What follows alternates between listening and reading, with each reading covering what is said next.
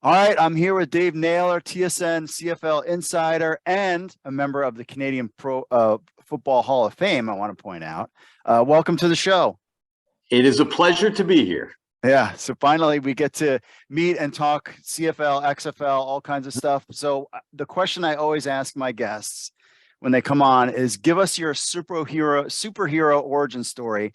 How did you get from high school kid to, in journalism, then in the media, then now, a member of the Canadian Football Hall of Fame? Oh boy, how long you got? I don't want to take up your whole show, but I will try. Like a lot of people who get into sports journalism, I think it's because you realize pretty early in life you're never going to find yourself onto the field or onto the ice. Yes. You say, well, how could I get paid to be around sports if I'm not actually good enough to play? And so you start thinking media. And I was one of those people who actually really thought sports media very early in life. Both my parents were competitive athletes. My dad is in the Canadian Lacrosse Hall of Fame. My mom was a runners-up pairs champion in figure skating. So I come from a sports family. But I got very little of the genetics that made my parents good athletes, unfortunately. My sister got even less, so I can't be too bitter. But I really got from them a deep appreciation of sports. I did a degree in journalism at Carleton University in Ottawa. I was the sports editor and the editor-in-chief of the paper there. My honors journalism project was actually a 23-minute documentary on a semi-pro football team that was playing four-down football in an all-American league at that time. So I was kind of, I guess I had a bit of a lean towards football. My biggest thing was honestly with football. I love football. I've loved Canadian football, NFL football, college football since I've been a kid. But part of what I got into football is just the life is better than, like, I was a baseball addict as a high school kid. And you get into the profession, you're like, wait a minute. They play every day. And spring training starts on February 23rd. And the World Series just ended, November 5th? Like, I have covered some baseball in my life. And, leaving the ballpark at 1 a.m. and having to be back by noon the next day, every day, I did not think was the lifestyle for me. I like better a sport that plays once a week.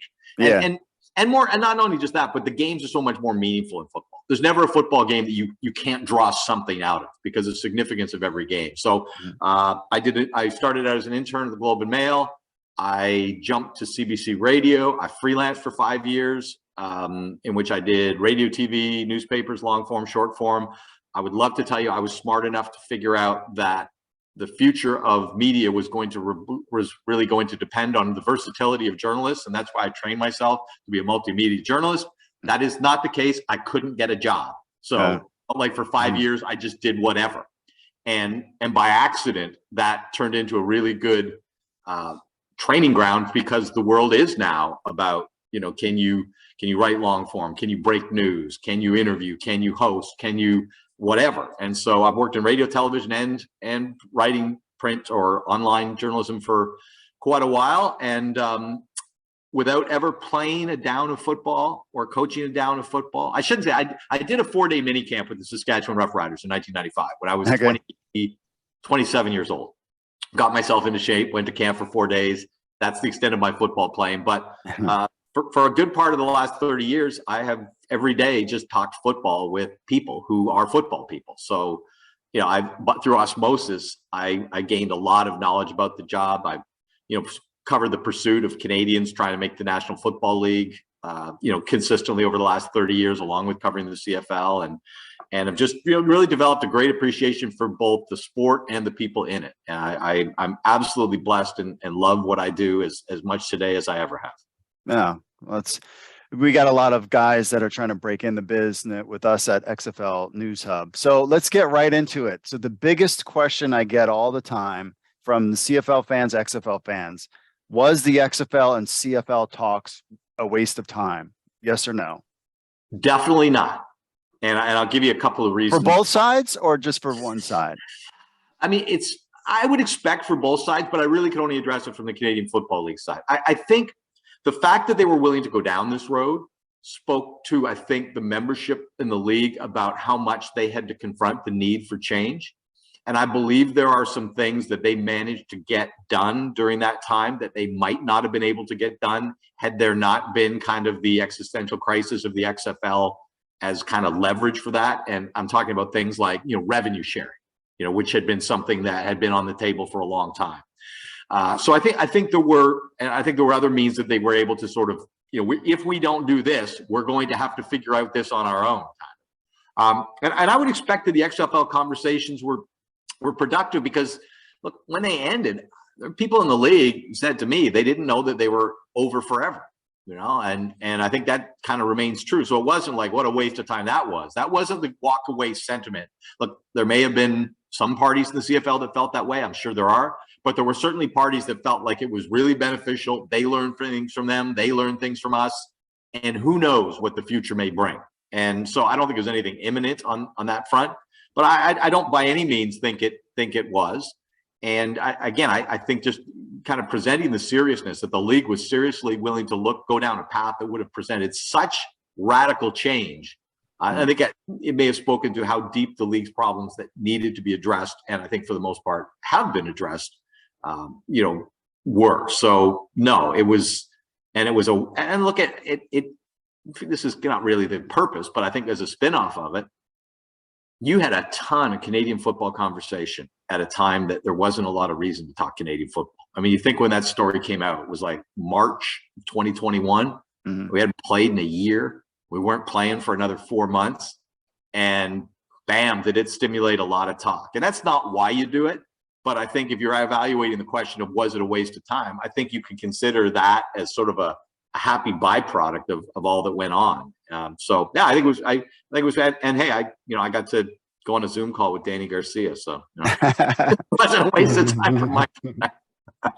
So one of the products that came out of the talks was this Genius Sports, and I wanted to ask, so you would know, to me, is Genius Sports essentially the 10th owner in the CFL? Like they have 10% of equity in something, and rather than getting a paycheck from the CFL. And can you explain fans what Genius Sports is? Yeah, I can, and I think I can probably walk you through actually the structure, and I think it's pretty ingenious, no pun intended, on how the league Genius Sports came out how to do this. Okay, Genius Sports is sort of a data analytics company, right? That shows you how to collect data, research it, apply it, use it in ways to reach your customers, and deliver content to them and engage with them.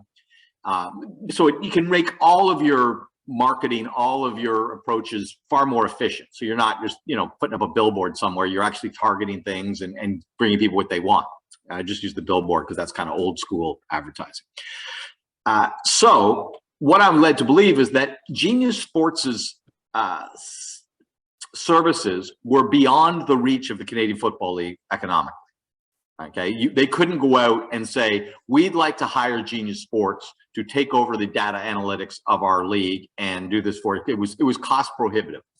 So that's where the creativity came in, was they said, okay, what if we created a body called CFL Ventures?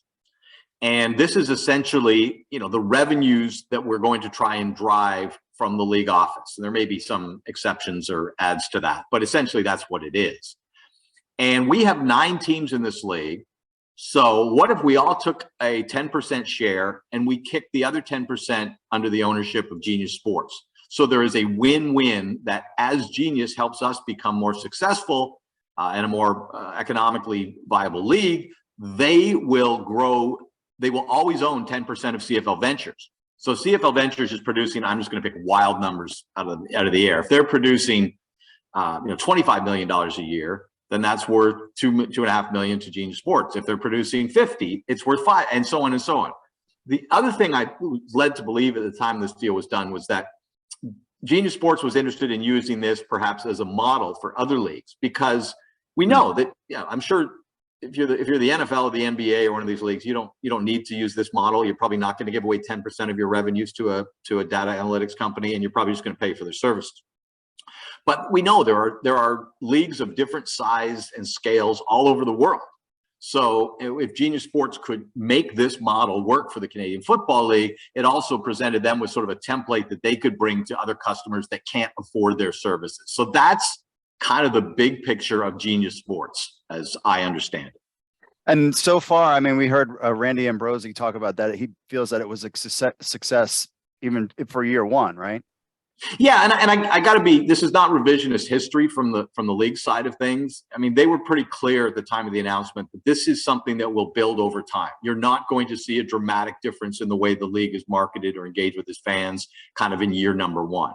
So I think there's been more kind of stuff happening behind the scenes or under the surface, and ideally the benefits of that, are still to come. And so I say that because it's easy to say, well, wait a minute, we're almost a year beyond the Genius Sports announcement. Like, what's really changed? Well, I think that's a fair comment. I'm just thinking the context of when this announcement was made and the whole Genius partnership was explained to us. It was pretty clearly laid out a year ago that we weren't going to be talking about, the dramatic shifts we saw in the Canadian Football League branding and marketing over the first 12 months. And so they don't have a say in any kind of other than just this revenue share. So they're not, they can't be like, hey, we want some of these rules need to change or.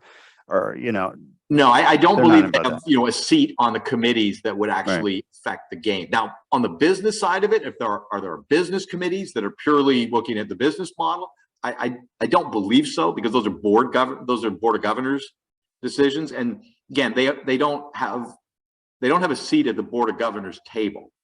So they have, again, 10% share of this venture. And I'm sure there are things along there that they're able to participate in. But for instance, things like, let's just take the most low-hanging fruit we can think of. Should we go to 4 downs? That would not be a Genius Sports thing. Gotcha. Now, speaking of like the boardrooms of the CFL, let's talk about The Rock and this Larry Tanenbaum MLSE. So if you follow The Rock on Twitter or Instagram, it's very much like him working out, promoting his brands, Terramana, all these other things. And out of the blue, you would get these like tweets, and you were involved in one of them where he was kind of defending Larry Tanenbaum. And to me, I was like, what is going on here? So what is the relationship between The Rock and Larry Tanenbaum? Well, okay. I don't really know, but I have reason to believe that through different corporate connections, through Redbird Capital, perhaps, Maple Leaf Sports and Entertainment, that there's connections there, I think, or there might be. I should say, I don't want to be certain about this, but you know what I'm saying. Yeah. And I think there was a close relationship between Maple Leaf Sports. I don't know that Maple Leaf Sports and Entertainment brought this to the CFL. Okay. I've never had anybody tell me that, but they were certainly the champions of it. Okay. And again, the reporting on this one is challenging. So some of the things I'm going to share with you are things I have been told by people I trust, but not necessarily things I know firsthand. Okay. And one of them would be, the question was, well, why did that not work out, that deal in the end? And we never really got a clear explanation of it, but I've been led to believe that in the partnership that would have formed essentially a new league, that a lot of the business decision-making, financial kind of clout in the league would have been in the hands of MLSE and Redbird Capital, and not so much strewn across the 9 franchises of the CFL that all have an equal seat at the Board of Governors table. That there would have been a disproportionate amount of decision-making power in business, with Redbird and MLSE. And I think so. I think one of the things that MLSE has probably been thinking about since they became involved in the ownership of the Canadian Football League, now Argonauts 2015, again, first through Larry Tanenbaum and later with his company MLSE, was how do we break through in the football market in Toronto? And it sure looks to a lot of people like MLSE has doubts about their ability to sell the CFL brand of football in Toronto. I wouldn't say, I'm not going to go so far as they've concluded that it can't be done, but I think they have some doubts about that. And there's reasons to share those concerns that go well before MLSE. It wasn't like the Argos were a roaring success and then MLSE came in, or Larry Tanenbaum came in 2015. I mean, they've struggled pretty much for the last 30 years, for relevance and attendance in this league. So I think what they were thinking was, how do we shake up this market? Because we have this football asset called the Toronto Argonauts that loses money every year, and we don't see a path to make it viable and create value out of it. But Dwayne Johnson, that would break through. People know who he is. People in Toronto seem to like 4-down football a lot.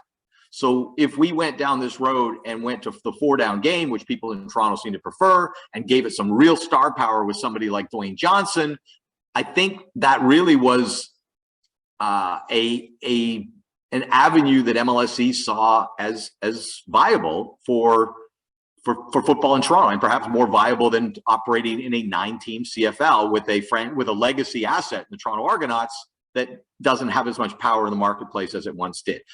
Those are all just kind of things that I'm piecing together. I have not had a conversation across the table with somebody from MLSE who says this is what we were thinking. Although, I did one time tweet something to that effect during a Toronto Argonaut game the next day, speculating about what they were thinking. And somebody called me the next day and said, wow, that's exactly what they were talking about. So, I don't think I'm that far off on this. So, I think it really had to do with just them being attracted to, the star power and trying to find a brand of football that they thought might be easier to sell in Toronto.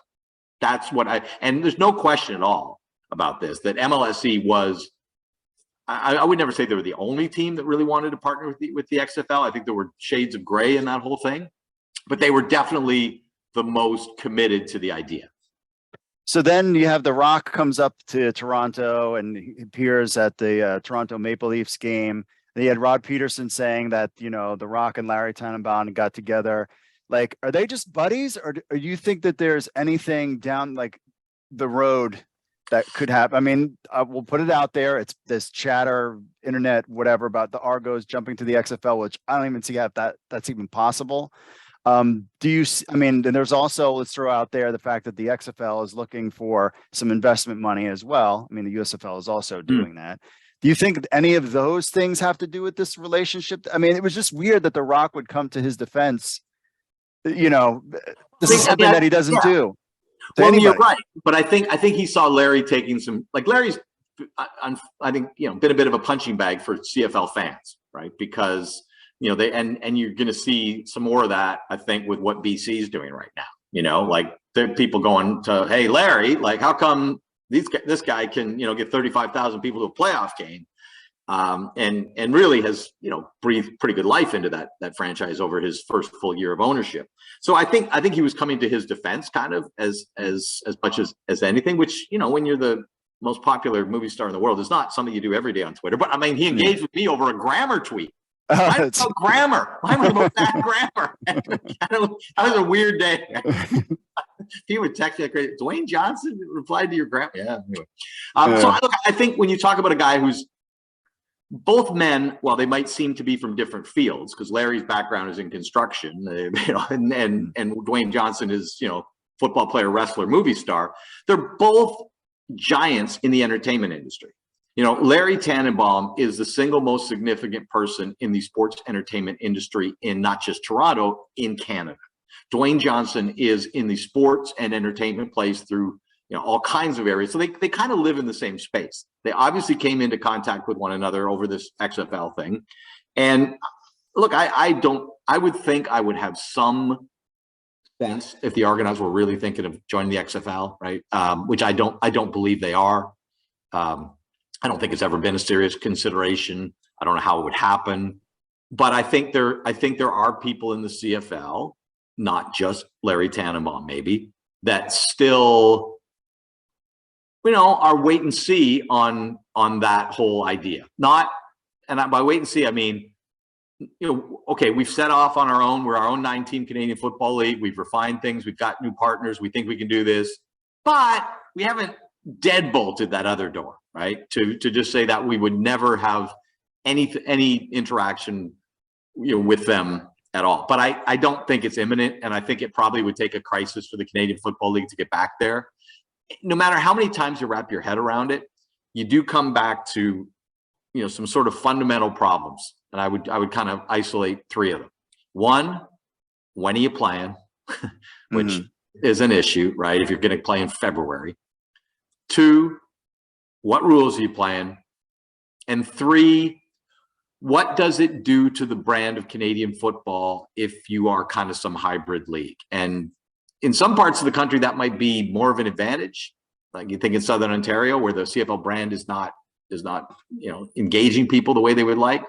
but in a lot of the country, it could be a negative. So I think those three problems are all going to be there. I can't believe the CFL would end up back in this place without a crisis, which is often, what spurs change in business, right? The last time the league did something radical, and I am old enough to have covered the U.S. expansion era from 1993 to 1995. It was the Grim Reaper that was knocking at the door that fueled that, right? And it got them through a period with some investment from U.S. teams and things like that. But I don't see the Argonauts in the CFL, breaking off and joining the XFL, and I don't see a new league or merger talks happening. I think it's all in the rearview mirror, but I would say never say never. Now, so for the CFL has essentially, they haven't talked XFL since. Now we talked about like merging leagues, but was there any reaction to what the XFL was doing with the indoor football league, which essentially is like, hey, we can share players and the leagues are on different times. Has any of that kind of been I think what resonated, look, first of all, to general sports fans in Canada, no. Okay, this is probably restricted to the hardcore CFL football crowd that's looking at what opportunity may have been there that the league decided to turn away from. And I think there is that kind of thing that every time the XFL does something that might look like would be good to be associated with, you kind of look at it and go, And the one is, it's not so much the indoor league thing that jumps out to me. It's the relationship with the NFL, right? And the hot housing of training players in Canton, Ohio, that they're going to share. And that, in fact, I just drove by Canton, Ohio about 10 days ago. And I saw, and correct me if I'm wrong, but I've been in the Pro Football Hall of Fame at least 2 or 3 times before. And I don't remember there being like 10 fields, kind of adjacent to it.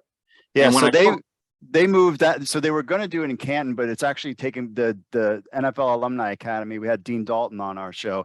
He is there in Arlington, Texas now. Okay, they're moving to because of the weather. That was a factor. Makes sense, yeah. And but there was a ton of construction in Canton. Right. I didn't know whether those fields I saw 10 days ago were related to that, and thank you for sharing that, because I didn't know that they decided to change the geography. But the point is that the relationship there is about making sure you've got a pool of available players, right? Whether that's the XFL, the NFL, and there's no illusions about where guys are trying to get to, but both leagues are going to need players that are in football game shape, and this is a way to kind of work together.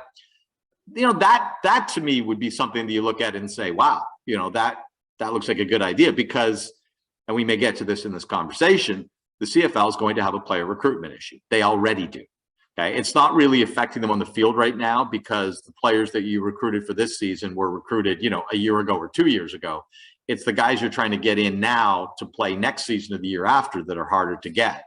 And so that I think that anytime something happens that the XFL looks like it's a good business development, whether it's a relationship with the NFL or the indoor league that you mentioned, or television or anything like that, I think there is, for some CFL fans, going to be that moment where you kind of swallow and say, we could have been a part of that. But, it's, again, at what cost, right? I mean, there's always there's a yin for every yang, but there are people I think that will look at that, and not, obviously there's a strong diversity of opinion on this issue, but there are people that would look at that and say, wow, that looks pretty good, and obviously you see that the tightness between the relationship between the XFL and the US and the NFL, not just in the business arrangements, but the fact that, like, on opening night in the National Football League, who's on camera?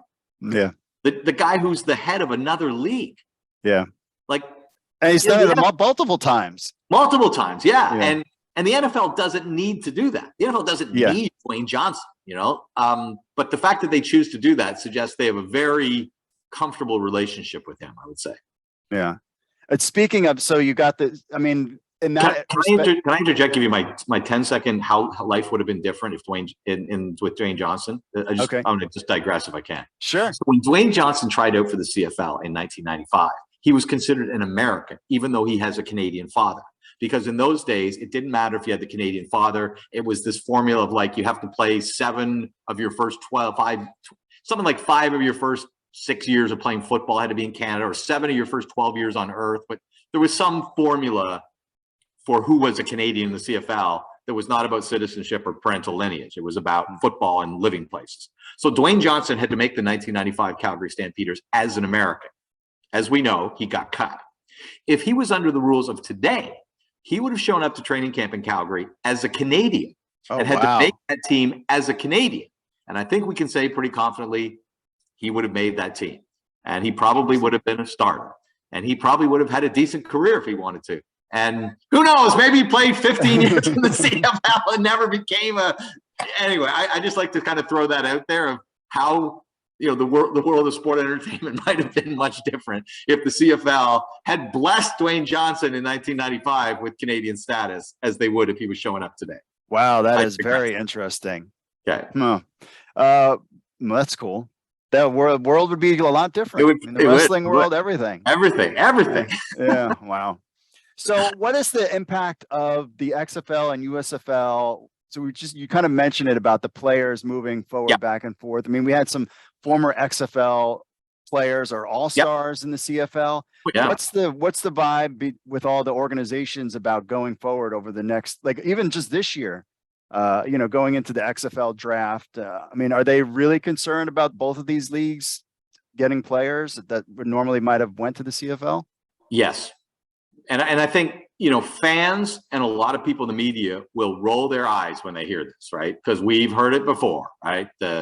Whether it was going back to the USFL, the original USFL of the 80s, or whether it was, the Alliance of American Football was the one that scared the bleep out of everybody, to be honest. And then when it went down, the XFL kind of didn't scare everybody as much because it was like another paper tiger had, burned to the ground before our eyes. And then the pandemic took out the XFL. So I think there's kind of looking at this kind of two ways. One is people look at it and say, focus on our business. We'll be here after them. They come and they go. We've been here before. And the other is, okay, that's fine. But in the here and now, this is really affecting our business. And one of these days, if one of these leagues actually gets traction and sticks, the CFL runs the risk of becoming a tier 3 professional league. I mean, the league has just kind of by default always been able to count on getting the next best players after the National Football League. It's the second best football in the world. But if it becomes a third option, and like I'm talking to people in personnel CFL offices, they're telling me the last 3-4 months, it is very difficult to get players here.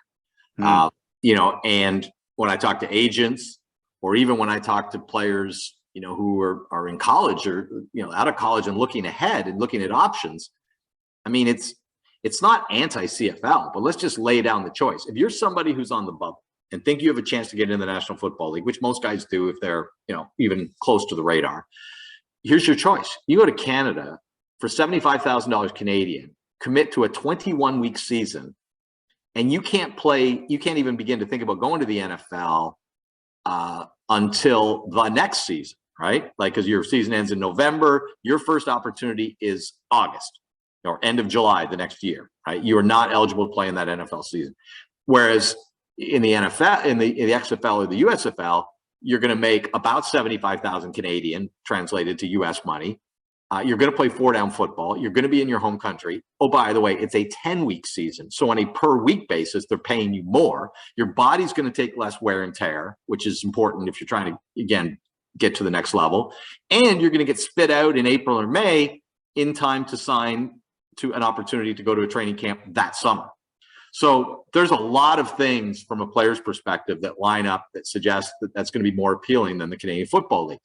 The difference is going to be, what are those leagues going to do to pay players long term, right? Is it all going to be, are they going to commit to guys? So you're going to have long-term players in the XFL, USFL, or are these going to be flow-through leagues? And even if they are flow-through leagues where, you're in for 2 or 3 years, you're going to try to get your shot at the NFL. It's either going to happen for you or not. You're out, you're done. You're going to go do something else with your life. Even if it is, and this particularly would pertain to quarterbacks. One of the things we know about in the CFL is that it generally takes quarterbacks 2 to 3 seasons to kind of get this game, right? Timing's different, angles are different, all kinds of things, the space, everything. And when you've watched a certain type of football on a certain type of field with a certain type of timing all your life, there's an adjustment period.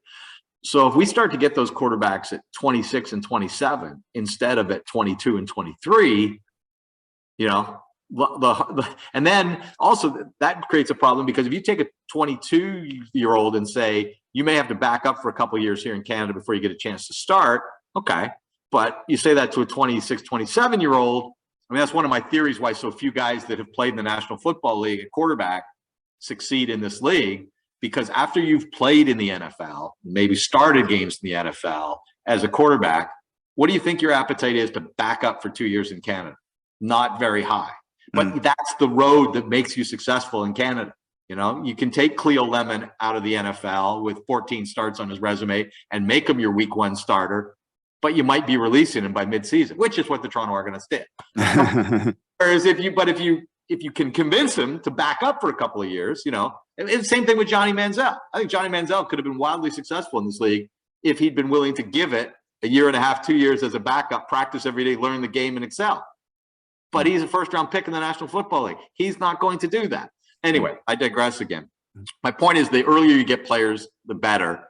And I don't think this league is in a player recruitment crisis yet, but I think there are people really concerned about this. And if one or both of these leagues stick, I mean, people say, oh, there's always lots of players. Look at college football. But every time you move further down the food chain, right, and you start to look at the players that have made this league great, and you ask yourself, well, okay, if Zach Collaros was coming out of Cincinnati now, where's he going?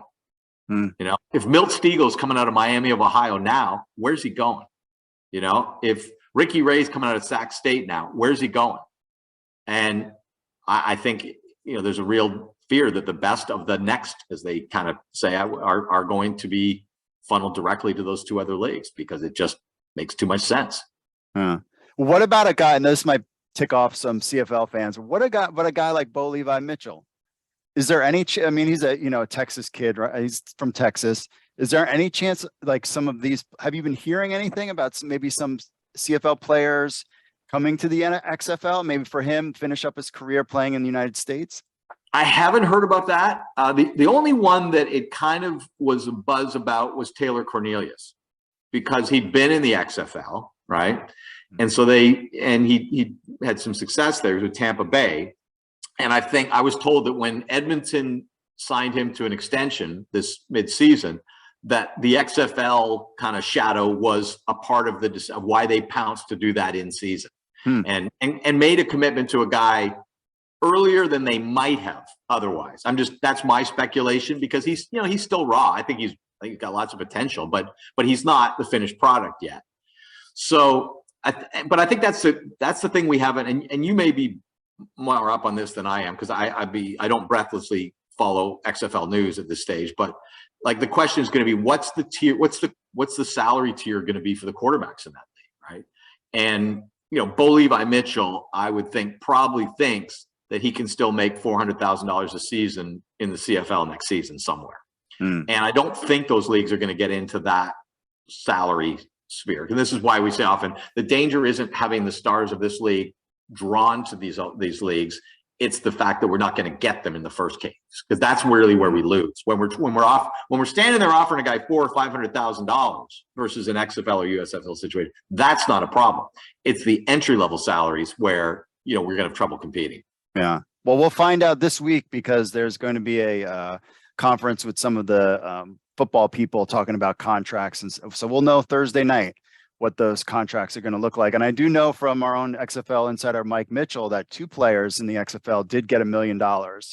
One was Landry Jones, and the other one was Matt McGloin in New York. But whether the other players got, whether it's 500, 800, I don't know about that. But I remember him talking about those 2 players that got $1 million. And look, that's significant money. Right? Yeah. I mean, that's so we'll see if they do that again. Now, one of the other questions I always had was, so you have this USFL coming with Fox backing it. You have Redbird Capital and their, you know, AC Milan and all this other stuff, that they're Yes Network. How come no one approached the CFL and was like, hey, I mean, the XFL did sort of, but I mean, I know you're talking about in the 90s that they tried to expand the United States. I mean, you have, the 100-year league, it's already established. I mean, it would just be a simple plug and play, you know, add a couple of teams in the United States. We're living. I mean, some people will say, oh, well, you know, it worked. It didn't work the first time. Why would it work again? My argument would be, do you remember the electric car?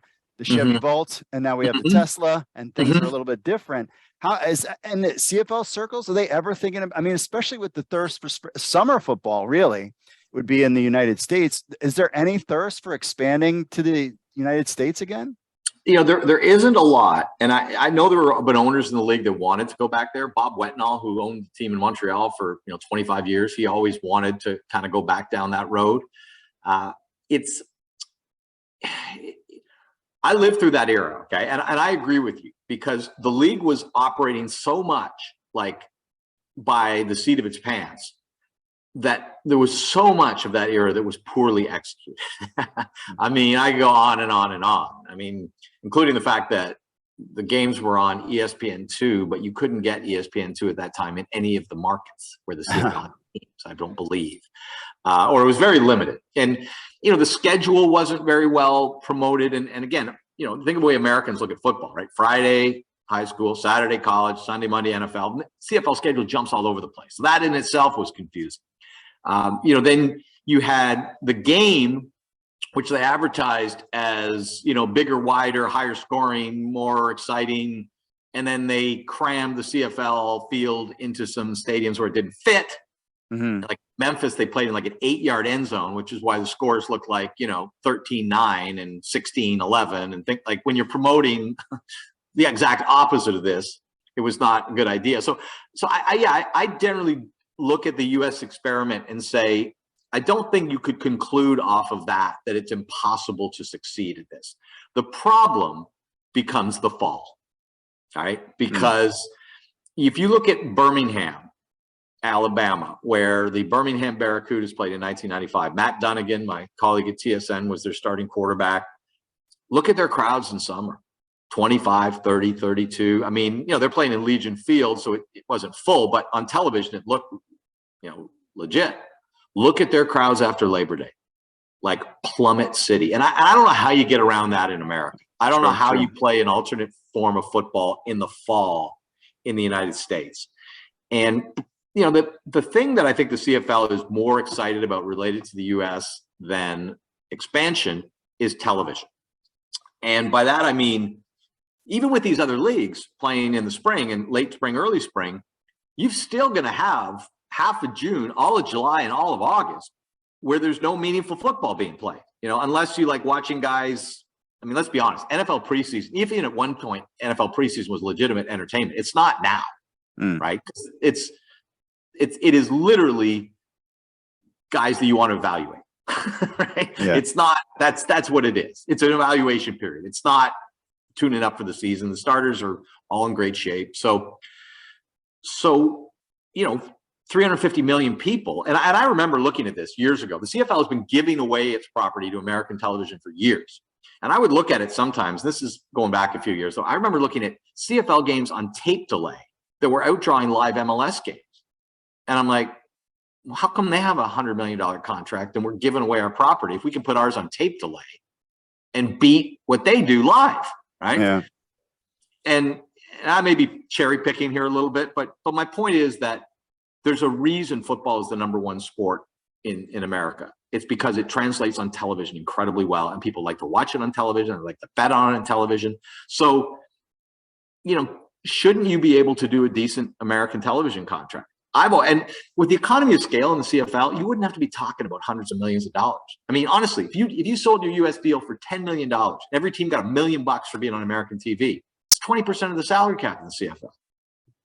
You know what I mean? Like the economy of scale between 350 million people in your 9-team league with a $5.4 million Canadian salary cap, you don't have to bring in a lot of revenue to improve the business model. So I know that the league's consultants have been telling it over the last year, you should be able to monetize your US television deal. And their ESPN deal is up this year. So are they going to be on ESPN next year? Is it going to be a different carrier? Could it be one of these now, streaming carriers, excuse me? I don't know, but I know the league is anxious to explore what opportunities they might have in the US on television, but that doesn't involve US teams. Now, the question would be, if they did do that and they did create some traction, they did create some value, somebody might say, well, wait a minute, if we can be worth $10 million on US TV with no US teams, what would we be worth if we had half dozen US teams, right? And maybe you get some momentum through that, but that's kind of hard to imagine while you've got these other two leagues still kicking around. It's I don't know, it's fun to talk about. Yeah. And well, maybe Larry Tanenbaum can nudge the Rock and be like, "Hey, why don't you talk to the people at ESPN that you're so good friends with, and hook us up with a nice TV deal?" But let me ask you a question here. I'm going to turn the table on you for a second. Mm-hmm. What, all things aside, what do you think would be the ideal season for a alternative football league? Because I always think that week after Super Bowl thing is nuts, and here's why. For two reasons. One, I love football as much as anybody. And God knows I spend a lot of my time in my life watching. Okay. But by the time I've come through a CFL season, an NFL season, bowl season, okay, and then having 4 weekends pretty much monopolized by wall-to-wall NFL playoff games now with the expanded playoffs, and then the Super Bowl, I'm actually ready for a break. Even me is like, okay, right? I need a bit of cleanse my palate here. And so the idea of rolling out your alternative league the week after the Super Bowl, because that's quote unquote when football interest is at its highest, has never made sense to me. It's literally like saying to somebody, here, why don't you have a big plate of pasta, even though you just ate Thanksgiving dinner? Like, I'm not hungry. That's kind of where I am. Plus the fact that you get the opening week of an alternative football season coming on the heels of the very best NFL teams playing head-to-head over the previous 3 or 4 weeks, which, again, your product's going to look different than that. So I've always thought, the kind of April, May, June thing made more sense, which was why I was excited that if the CFL was going to do a merger with the XFL, it would have to be late March earliest, right? You can't play in Winnipeg and Saskatchewan in February. You probably, you're risky playing in March. You could start on the road, but I don't know. When do you think alternative football should play? So my opinion is, so I was with you as far as like people that burn out, talking with agents, talking with player personnel people. One of the biggest selling points to get players is that when their season's done, the biggest knock I have heard about the USFL is when their season completes. It is not enough time. Even though the USFL was selling that to agents and players, hey, it will still give you time to get into training camp, which is true, guys did. But a lot of them, some of them were getting hurt because they've just completed a season. Right. And I see what you're saying. Yeah. Where you want to have that, the body, even for a 10-week season, needs that rehab. And if a guy has a lingering injury, then he doesn't get into the NFL, where if he had 7 weeks to heal, he does. Got it. Yeah, it makes sense. And I can see from a player and agent perspective why that makes a lot of sense. From a fan perspective, I'm still not sure it does. Yeah. So speaking of fan stuff, so we got the CFL season is coming to a close. We've got championship games this weekend. So where is the Winnipeg Blue Bombers going to be champions again? Or do you think there's somebody out there? How about Toronto, or somebody knocks them out? What do you think? I am very, very excited about the matchup between the BC Lions and the Winnipeg Blue Bombers. And look, one of the things, and I get asked this a lot, as you can imagine, what kind of football you really like best, what really, and I always answer this the same way. It's 100% true. I love good matchups. Okay.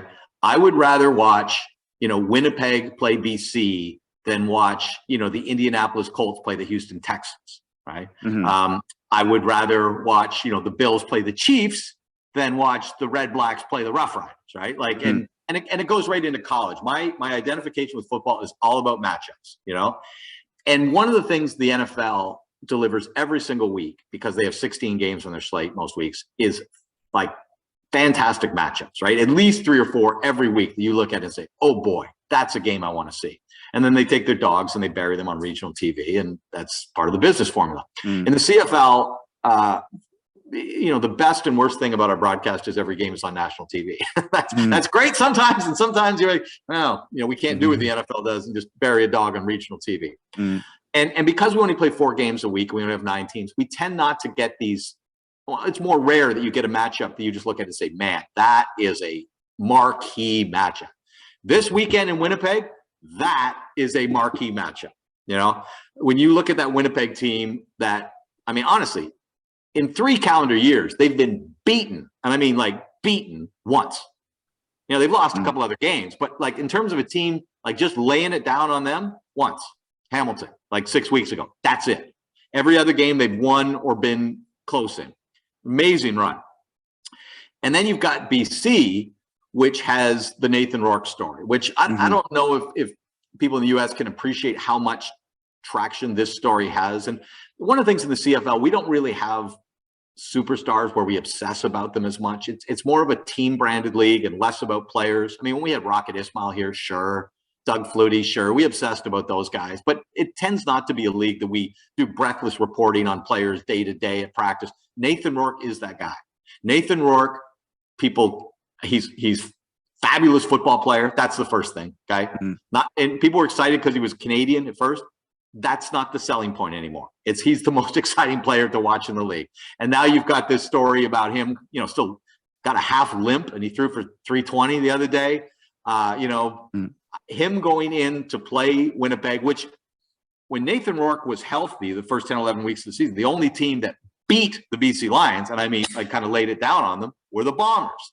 So, I mean, like I said, this is the kind of matchup that falls into the National Football League's lap all the time. It doesn't fall into our lap all the time. But it didn't really hit me till the end of yesterday when I realized Calgary was out, because I kind of thought Calgary was going to win that game. And once Calgary was out, I was kind of like, wow, this is an absolute dream matchup for the Canadian Football League. And the other two games, Montreal and Toronto played close every time this year, pretty much. I mean, there was not a lot to choose between them. And the Argonauts are one of these teams that every year they've won a Grey Cup, they kind of just lie in the weeds, And I know it sounds weird to say because they were first place, and they were first place last year. But there's nothing when you watch the Argonauts, even on days they win, where you walk away and go, wow, I don't know how anybody's going to beat that team. They do enough to win.